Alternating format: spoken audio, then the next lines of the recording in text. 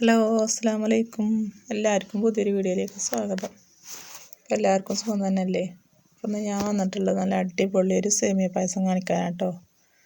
അത് നമ്മൾ സാധാ പായസത്തിൻ്റെ പോലെയല്ല, കാരമൽ ചെയ്തിട്ടുള്ള പായസമാണ് കേട്ടോ. നമുക്കിതിനെ കാരമൽ സേമിയ പായസം എന്ന് പറയാം കേട്ടോ. അപ്പം അടിപൊളി ടേസ്റ്റാണ്, പെട്ടെന്ന് ഉണ്ടാക്കിയെടുക്കുകയും ചെയ്യാം. എല്ലാവർക്കും ഒരുപാട് ഇഷ്ടമാവും.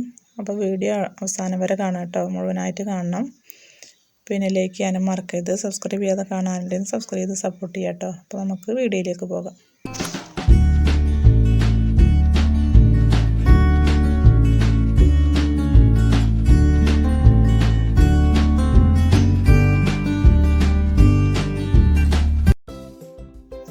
അപ്പോൾ അതാ ഞാൻ ആദ്യം തന്നെ നമുക്ക് സേമിയ വറുത്തെടുക്കണം.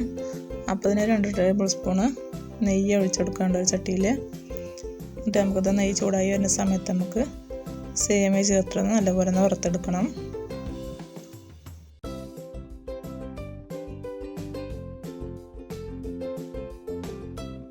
അപ്പോൾ അതായത് നമുക്ക് സേമിയ ഇതിലേക്ക് ഇട്ട് കൊടുക്കാം. നമുക്ക് നല്ലപോലെ ഇളക്കിയിട്ട് നല്ലപോലെ ഒന്ന് വറുത്തെടുക്കാം. ഒരുപാട് നേരം വറുത്തെടുക്കേണ്ട ആവശ്യമൊന്നുമില്ല, ചെറുതായിട്ടൊന്ന് ഗോൾഡൻ കളർ ആവുന്ന നേരം ഒന്ന് വറുത്തെടുത്താൽ മതി.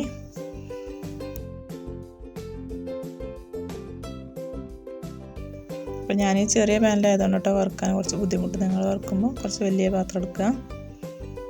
അപ്പോൾ ഞാനിതൊന്ന് വറുത്തെടുക്കട്ടെ. അപ്പോൾ അതങ്ങനെ സേമിയൊക്കെ ഗോൾഡൻ കളറായി വന്നിട്ടുണ്ട് കേട്ടോ.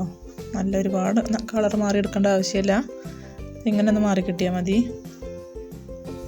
അപ്പോൾ അത് നമുക്ക് ഈ ചട്ടിയിൽ നിന്ന് മാറ്റി കൊടുക്കാം.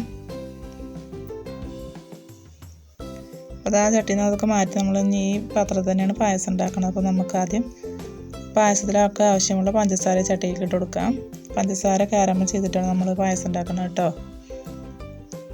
അപ്പോൾ അത് ആദ്യം ഒരു 4-5 സ്പൂണ് പഞ്ചസാര ഈ പാനിലേക്ക് ഇട്ടെടുത്തിട്ട് പിന്നെ അതിലേക്കൊരു ടേബിൾ സ്പൂണോളം വെള്ളം ഒഴിച്ചു കൊടുക്കുക. നമുക്ക് പെട്ടെന്ന് പഞ്ചസാര അലിഞ്ഞ് കിട്ടാൻ വേണ്ടിയിട്ടാണ് കേട്ടോ. അല്ലെങ്കിൽ പഞ്ചസാര അങ്ങനെ കട്ട കുത്തി ഇങ്ങനെ നിൽക്കും. കുറച്ച് വെള്ളം ഒഴിച്ചാൽ പെട്ടെന്ന് പഞ്ചസാര അലിഞ്ഞിട്ട് മെൽറ്റായി വരും. അപ്പോൾ ഞാൻ അങ്ങനെ 1 സ്പൂൺ വെള്ളം ഒഴിച്ചു കൊടുത്തിട്ടുണ്ട്. അപ്പം ഇനി നമുക്ക് നല്ലോണം അലിയിച്ചിട്ട് കാരമൽ ചെയ്തെടുക്കണം കേട്ടോ. നമ്മൾ സിമ്മിലിട്ടിട്ട് വേണം ഇത് ചെയ്യാൻ. ഇപ്പോൾ കുറച്ച് തീ കൂട്ടി കൊടുത്താലും കുഴപ്പമൊന്നുമില്ല, പക്ഷെ നല്ല ചൂടായി മെൽറ്റായി വരുന്ന സമയത്ത് നമുക്ക് തീ നല്ലപോലെ കുറച്ച് കൊടുക്കണം. ഇത് അടുപ്പത്ത് വെച്ചിട്ട് അങ്ങോട്ട് ആരും പോകരുത് കേട്ടോ, പഞ്ചസാര പെട്ടെന്ന് കരിഞ്ഞു പോവും. അപ്പോൾ അതാ അങ്ങനെ പഞ്ചസാരയൊക്കെ മെൽറ്റായി വരുന്നുണ്ട്.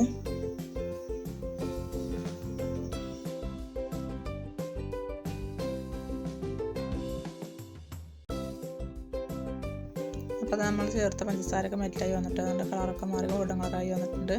ഇനി ഒരുപാട് നിറം മാറാൻ വേണ്ടി നിൽക്കുക കേട്ടോ. ഈ പരുവത്തിൽ നമുക്കിതിലേക്ക് കുറച്ച് പാലൊഴിച്ച് കൊടുക്കുക. നല്ലപോലെ തീ കുറച്ച് വെച്ച് കൊടുക്കാം കേട്ടോ, കൂട്ടി വെച്ച് കൊടുക്കുക. അപ്പോൾ അത് പെട്ടെന്ന് കരിഞ്ഞു പോകും, അപ്പോൾ കയ്പ്പ് രസമായി പോകും നമ്മുടെ പായസം. അപ്പോൾ അതിലേക്ക് നമുക്ക് കുറച്ച് പാലൊഴിച്ച് കൊടുക്കുക. അപ്പോൾ പാൽ ഞാൻ അപ്പുറത്ത് തിളക്കാൻ വേണ്ടി വെച്ചിട്ടുണ്ടായിരുന്നു കേട്ടോ. അപ്പോൾ നമുക്ക് പാൽ ഇതിലേക്ക് ഒഴിച്ചിടുമ്പോൾ പെട്ടെന്ന് തിളച്ച് കിട്ടുമല്ലോ പായസം. അപ്പോൾ അതിന് വേണ്ടിയിട്ട് നമ്മൾ ആദ്യം തന്നെ പാലാണ് അടുപ്പത്ത് തിളപ്പിച്ച് വെച്ചിട്ടുണ്ടായിരുന്നു. അപ്പോൾ ഞാൻ ആദ്യം കുറച്ച് പാലാണ് ഒഴിച്ച് കൊടുത്തിട്ടുണ്ട്, ഈ പഞ്ചസാര എന്നതിൽ അലിയിച്ചെടുക്കാൻ വേണ്ടിയിട്ട്. അപ്പോൾ ഇനി ബാക്കിയുള്ള പാലും കൂടി നമുക്കിതിലേക്ക് ചേർത്ത് കൊടുക്കാം. ഞാനൊരു 3/4 ലിറ്ററോളം പാല് ചേർത്തിട്ടുണ്ട് കേട്ടോ.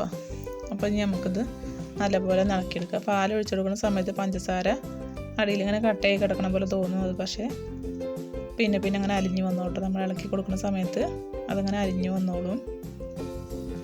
അപ്പോൾ പഞ്ചസാര മെൽറ്റാക്കിയതിൻ്റെ കളറായി കിട്ടും. പാലിൻ്റെ വെള്ള നിറം മാറിയിട്ട് വേറെ കളറായി മാറും. അപ്പോൾ നമ്മളിങ്ങനെ ഇളക്കി കൊടുത്തുകൊണ്ടിരിക്കുക. അപ്പോൾ പഞ്ചസാര അതിൽ അലിഞ്ഞ് ചേർന്നോളൂ കേട്ടോ.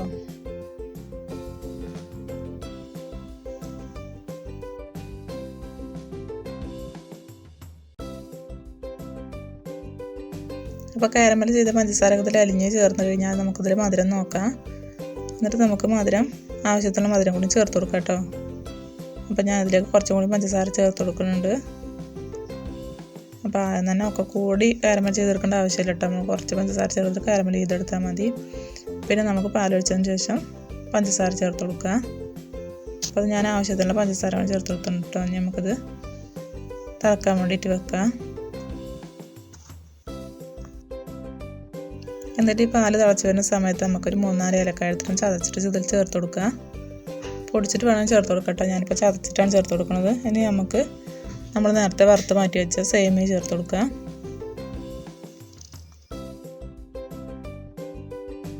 അപ്പോൾ അതാ ഞാൻ അങ്ങനെ വറുത്ത് വെച്ച സേമിയ മുഴുവനായി ചേർത്ത് കൊടുത്തു കേട്ടോ. ഈ പായസത്തിൽ നമുക്ക് മിൽക്ക് മെയ്ഡൊന്നും ചേർത്ത് കൊടുക്കേണ്ട ആവശ്യമില്ല കേട്ടോ. മിൽക്ക് മെയ്ഡൊക്കെ ചേർത്ത് അതേ ടേസ്റ്റിൽ ഈ പായസം കിട്ടും.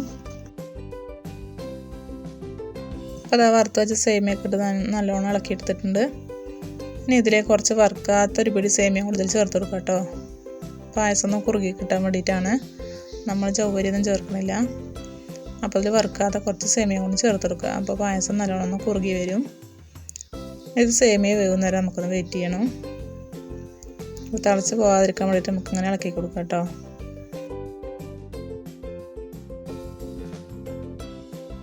പെട്ടെന്ന് ഉണ്ടാക്കാൻ പറ്റിയ പായസമാണ് കേട്ടോ ഈ പായസം.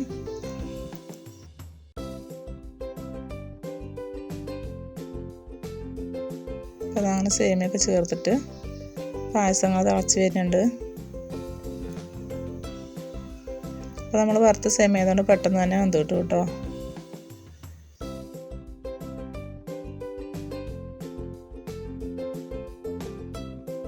അപ്പോൾ ഇതുകൊണ്ടല്ലേ സേമിയൊക്കെ നല്ലപോലെ തിളച്ച് വന്നിട്ടുണ്ട് പായസം. നല്ല അടിപൊളി ടേസ്റ്റാണ് കേട്ടോ. പ്രത്യേക രുചിയാണ് ഈ കാരമൽ ചെയ്ത പായസത്തിന്. സൂപ്പർ ടേസ്റ്റാണ്. അപ്പോൾ അതൊന്ന് ചെറുതായിട്ടൊന്ന് കുറുകി വരുന്നവരെ നമുക്കൊന്ന് തിളപ്പിച്ചെടുക്കണം. പിന്നെ തണുത്ത് കഴിഞ്ഞാലും നല്ല കുറുകി വരും. ഒരുപാട് നേരിട്ട് കുറുക്കിയെടുക്കേണ്ട ആവശ്യമൊന്നുമില്ല. സേമിയ വേകുന്ന സമയം മതി. അപ്പോൾ അതിന് പാലും കുറുകി വന്നോളും.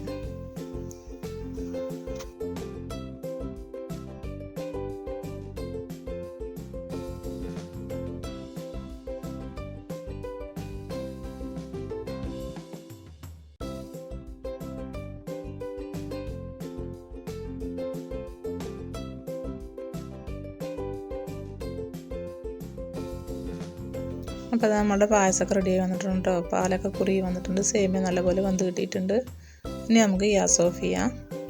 ഇത്ര കുറുകി കിട്ടിയാൽ മതിയിട്ട് ഒരുപാട് കുറുക്കി എടുക്കരുത്. അപ്പോൾ നമുക്ക് പായസം തണുത്ത് കഴിഞ്ഞാൽ പറ്റ കട്ടിയായി പോവും. പിന്നെ ഒരുപാട് ലൂസുമായി പോകരുത്. അപ്പോൾ സേമിയ താഴെ കിടക്കട്ടോ. സേമിയ വേഗാതെ കിടക്കണ പോലെ താഴെ കിടക്കും, പാല് മുകളിൽ ഊറി കിടക്കും. അപ്പോൾ അതൊന്ന് നോക്കിയിട്ട് ചെയ്യാം. ഇപ്പോൾ പായസമൊക്കെ അടിപൊളിയായി റെഡി ആയിട്ടോ. ഇത് തണുത്ത ശേഷം ഞാൻ ഗ്ലാസ്സിൽ ഒഴിച്ച് കാണിച്ചു തരാം. അപ്പോൾ ആ പായസമൊക്കെ ചൂടാറി എടുത്തിട്ടുണ്ട് കേട്ടോ. ഇനി നമുക്കത് ഒരു സെർവിങ് ഗ്ലാസ്സിലേക്ക് ഒഴിച്ച് കാണിച്ചത് ഞാനിപ്പോൾ. അപ്പോൾ അത് കണ്ടില്ലേ. അപ്പോൾ അത് അതേപോലെ ഇരിക്കണം കേട്ടോ. പായസം സേമിയയും പാലും കൂടി ഒരുമിച്ചിരിക്കണം.